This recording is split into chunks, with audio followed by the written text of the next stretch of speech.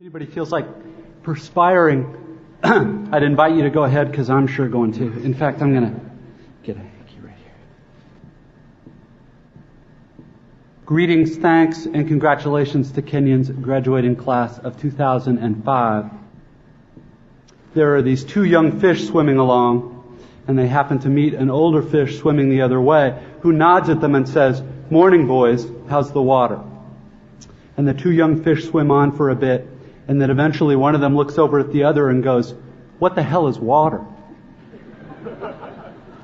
This is a standard requirement of U.S. commencement speeches, the deployment of didactic little parable-ish stories. The story thing turns out to be one of the better, less bullshitty conventions of the genre. But if you're worried that I plan to present myself here as the wise older fish explaining what water is to you younger fish, please don't be. I am not the wise old fish. The point of the fish story is merely that the most obvious, important realities are often the ones that are hardest to see and talk about. Stated as an English sentence, of course, this is just a banal platitude. But the fact is that in the day-to-day trenches of adult existence, banal platitudes can have a life or death importance. Or so I wish to suggest to you on this dry and lovely morning. Of course, the main requirement of speeches like this is that I'm supposed to talk about your liberal arts education's meaning, to try to explain why the degree you're about to receive has actual human value instead of just a material payoff. So let's talk about the single most pervasive cliche in the commencement speech genre, which is that a liberal arts education is not so much about filling you up with knowledge as it is about, quote, teaching you how to think.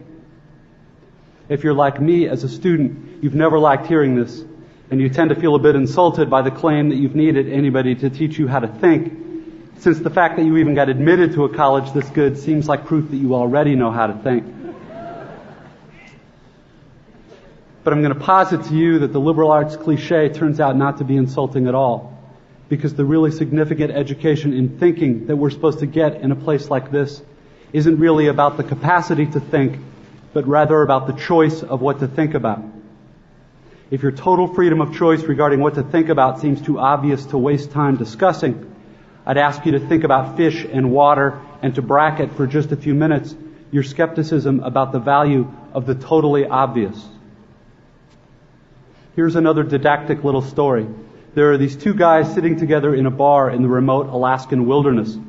One of the guys is religious, the other's an atheist, and the two are arguing about the existence of God with that special intensity that comes after about the fourth beer. And the atheist says, "Look, it's not like I don't have actual reasons for not believing in God. It's not like I haven't ever experimented with the whole God and prayer thing.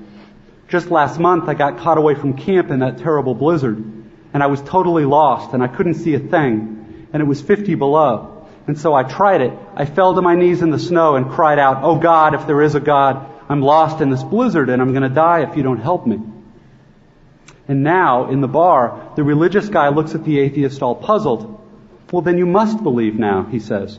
'After all, here you are, alive.' The atheist just rolls his eyes. 'No, man, all that was a couple Eskimos happened to come wandering by and they showed me the way back to camp.' It's easy to run this story through a kind of standard liberal arts analysis. The exact same experience can mean two totally different things to two different people, given those people's two different belief templates and two different ways of constructing meaning from experience.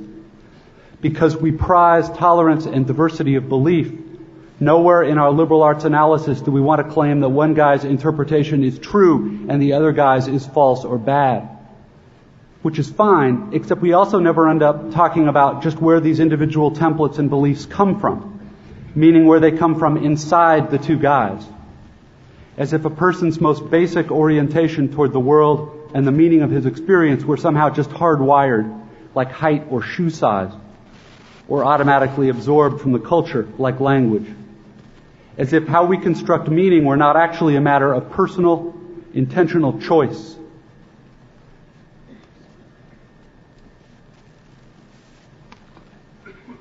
Plus there's the matter of arrogance. The non-religious guy is so totally certain in his dismissal of the possibility that the passing Eskimos had anything to do with his prayer for help. True, there are plenty of religious people who seem arrogantly certain of their own interpretations too. They're probably even more repulsive than atheists, at least to most of us. But religious dogmatist's problem is exactly the same as the story's unbeliever. Blind certainty. A close-mindedness that amounts to an imprisonment so total that the prisoner doesn't even know he's locked up. The point here is that I think this is one part of what teaching me how to think is really supposed to mean. To be just a little less arrogant. To have just a little critical awareness about myself and my certainties. Because a huge percentage of the stuff that I tend to be automatically certain of is, it turns out, totally wrong and deluded. I have learned this the hard way, as I predict you graduates will too. Here is just one example of the total wrongness of something I tend to be automatically sure of. Everything in my own immediate experience supports my deep belief that I am the absolute center of the universe. The realest, most vivid and important person in existence. We rarely talk about this sort of natural basic self-centeredness because it's so socially repulsive, but it's pretty much the same for all of us. It is our default setting, hardwired into our boards at birth. Think about it. There is no experience you have had that you are not at the absolute center of. The world as you experience it is there in front of you or behind you, to the left or right of you, on your TV or your monitor, and so on. Other people's thoughts and feelings have to be communicated to you somehow, but your own are so immediate, urgent, real. Please don't worry that I'm getting ready to lecture you about compassion or other directedness or all the so-called virtues. This is not a matter of virtue. It's a matter of my choosing to do the work of somehow altering or getting free of my natural, hardwired default setting, which is to be deeply and literally self-centered, and to see and interpret everything through this lens of self. People who can adjust their natural default setting this way are often described as being well-adjusted, which I suggest to you is not an accidental term. Given the triumphant academic setting here, an obvious question is how much of this work of adjusting our default setting involves actual knowledge or intellect. This question gets very tricky. Probably the most dangerous thing about an academic education, at least in my own case, is that it enables my tendency to over-intellectualize stuff, to get lost in abstract arguments inside my head instead of simply paying attention to what's going on right in front of me. Paying attention to what is going on inside me. As I'm sure you guys know by now, it is extremely difficult to stay alert and attentive instead of getting hypnotized by the constant monologue inside your own head. Maybe happening right now. 20 years after my own graduation, I have come gradually to understand that the liberal arts cliche about teaching you how to think is actually shorthand for a much deeper, more serious idea. Learning how to think really means learning how to exercise some control over how and what you think. It means being conscious and aware enough to choose what you pay attention to and to choose how you construct meaning from experience. Because if you cannot exercise this kind of choice in adult life, you will be totally hosed. Think of the old cliche about, quote, the mind being an excellent servant but a terrible master. This, like many cliches, so lame and unexciting on the surface, actually expresses a great and terrible truth. It is not the least bit coincidental that adults who commit suicide with firearms almost always shoot themselves in the head. They shoot the terrible master. And the truth is that most of these suicides are actually dead long before they pull the trigger. And I submit that this is what the real, no bullshit value of your liberal arts education is supposed to be about. How to keep from going through your comfortable, prosperous, respectable adult life dead, unconscious, a slave to your head and to your natural default setting of being uniquely, completely, imperially alone, day in and day out.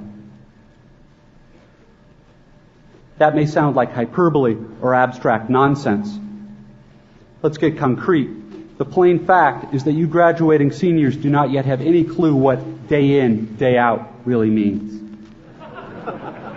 There happen to be whole, large parts of adult American life that nobody talks about in commencement speeches. One such part involves boredom, routine, and petty frustration. The parents and older folks here will know all too well what I'm talking about. By way of example, let's say it's an average adult day and you get up in the morning, go to your challenging white-collar college graduate job, and you work hard for 8 or 10 hours, and at the end of the day you're tired and somewhat stressed, and all you want is to go home and have a good supper and maybe unwind for an hour and then hit the sack early, because of course you have to get up the next day and do it all again. But then you remember there's no food at home. You haven't had time to shop this week because of your challenging job. And so now, after work, you have to get in your car and drive to the supermarket. It's the end of a work day, and the traffic is apt to be very bad. So getting to the store takes way longer than it should. And when you finally get there, the supermarket is very crowded, because of course it's the time of day when all the other people with jobs also try to squeeze in some grocery shopping. And the store is hideously fluorescently lit and infused with soul-killing Muzak or corporate pop. And it's pretty much the last place you want to be. But you can't just get in and quickly out. You have to wander all over the huge, overlit store's confusing aisles to find the stuff you want. And you have to maneuver your junky cart through all these other tired, hurried people with carts, et cetera, cutting stuff out because it's a long ceremony. And eventually, you get all your supper supplies, except now it turns out there aren't enough checkout lanes open, even though it's the end of the day rush. So the checkout line is incredibly long, which is stupid and infuriating. But you can't take your frustration out on the frantic lady working the register, who is overworked at a job whose daily tedium and meaninglessness surpasses the imagination of any of us here at a prestigious college. But anyway, you finally get to the checkout line's front, and you pay for your food and get told to have a nice day in a voice that is the absolute voice of death. And then you have to take your creepy, flimsy plastic bags of groceries in your cart with the one crazy wheel that pulls maddeningly to the left, all the way out through the crowded, bumpy, littery parking lot. And then you have to drive all the way home through slow, heavy, SUV-intensive rush hour traffic, et cetera, et cetera. Everyone here has done this, of course, but it hasn't yet been part of you graduates' actual life routine, day after week, after month, after year. But it will be. And many more dreary, annoying, seemingly meaningless routines besides. But that is not the point. The point is that petty, frustrating crap like this is exactly where the work of choosing is going to come in. Because the traffic jams and crowded aisles and long checkout lines give me time to think. And if I don't make a conscious decision about how to think and what to pay attention to, I'm going to be pissed and miserable every time I have to shop. Because my natural default setting is the certainty that situations like this are really all about me. About my hungriness and my fatigue and my desire to just get home. And it's going to seem for all the world like everybody else is just in my way. And who are all these people in my way? And look at how repulsive most of them are, and how stupid and cow-like and dead-eyed and non-human they seem in the checkout line. Or at how annoying and rude it is that people are talking loudly on cell phones in the middle of the line. And look at how deeply, personally unfair this is. Or, of course, if I'm in a more socially conscious liberal arts form of my default setting, I can spend time in the end-of-the-day traffic being disgusted about all the huge, stupid, lane-blocking SUVs and Hummers and V12 pickup trucks burning their wasteful, selfish 40-gallon tanks of gas. And I can dwell on the fact that the patriotic or religious bumper stickers always seem to be on the biggest, most disgustingly selfish vehicles, driven by the ugliest,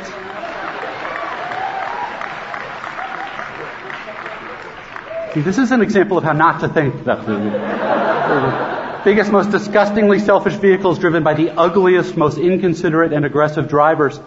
And I can think about how our children's children will despise us for wasting all the future's fuel and probably screwing up the climate, and how spoiled and stupid and selfish and disgusting we all are, and how modern consumer society just sucks, and so on and so forth. You get the idea. If I choose to think this way in the store and on the freeway, fine. Lots of us do. Except thinking this way tends to be so easy and automatic that it doesn't have to be a choice. It is my natural default setting. It's the automatic way that I experience the boring, frustrating, crowded parts of adult life when I'm operating on the automatic, unconscious belief that I am the center of the world, and that my immediate needs and feelings are what should determine the world's priorities. The thing is that, of course, there are totally different ways to think about these kinds of situations. In this traffic, all these vehicles stuck and idling in my way, it's not impossible that some of these people in SUVs have been in horrible auto accidents in the past and now find driving so terrifying that their therapist has all but ordered them to get a huge, heavy SUV so they can feel safe enough to drive. Or that the Hummer that just cut me off is maybe being driven by a father whose little child is hurt or sick in the seat next to him, and he's trying to get this kid to the hospital, and he's in a way bigger, more legitimate hurry than I am. It is actually I who am in his way. Or I can choose to force myself to consider the likelihood that everyone else in the supermarket's checkout line is just as bored and frustrated as I am, and that some of these people probably have much harder, more tedious or painful lives than I do. Again, please don't think I'm giving you moral advice, or that I'm saying you're supposed to think this way, or that anyone expects you to just automatically do it, because it's hard. It takes will and effort. And if you are like me, some days you won't be able to do it, or you just flat out won't want to. But most days, if you're aware enough to give yourself a choice, you can choose to look differently at this fat, dead-eyed, over-made-up lady who just screamed at her kid in the checkout line. Maybe she's not usually like this. Maybe she's been up 3 straight nights holding the hand of her husband who's dying of bone cancer. Or maybe this very lady is the low-wage clerk at the motor vehicles department who just yesterday helped your spouse resolve a horrific, infuriating red tape problem through some small act of bureaucratic kindness. Of course, none of this is likely, but it's also not impossible. It just depends what you want to consider. If you're automatically sure that you know what reality is and who and what is really important, if you want to operate on your default setting, then you, like me, probably won't consider possibilities that aren't annoying and miserable. But if you've really learned how to think, how to pay attention, then you will know you have other options. It will actually be within your power to experience a crowded, hot, slow, consumer hell type situation as not only meaningful, but sacred, on fire with the same force that lit the stars. Love, fellowship, the mystical oneness of all things deep down. Not that that mystical stuff's necessarily true. The only thing that's capital T true is that you get to decide how you're going to try to see it. This, I submit, is the freedom of real education, of learning how to be well-adjusted. You get to consciously decide what has meaning and what doesn't. You get to decide what to worship. Because here's something else that's weird but true. In the day-to-day trenches of adult life, there is actually no such thing as atheism. There is no such thing as not worshiping. Everybody worships. The only choice we get is what to worship.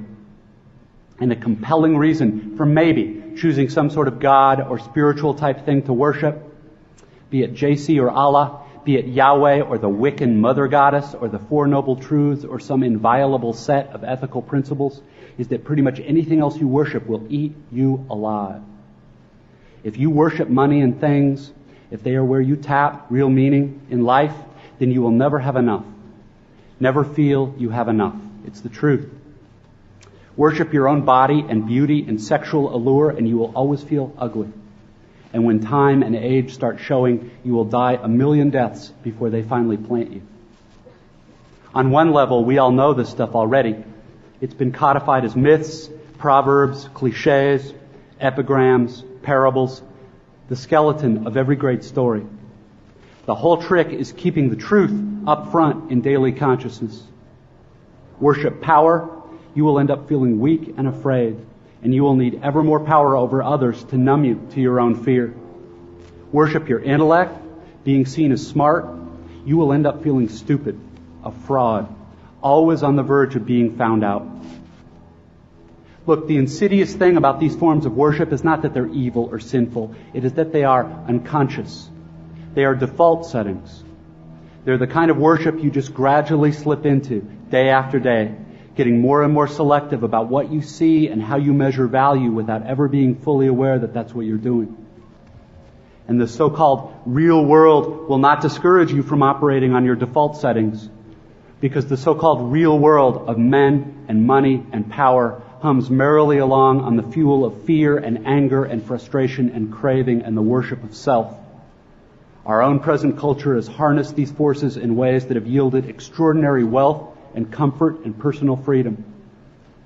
The freedom all to be lords of our own tiny skull-sized kingdoms, alone at the center of all creation.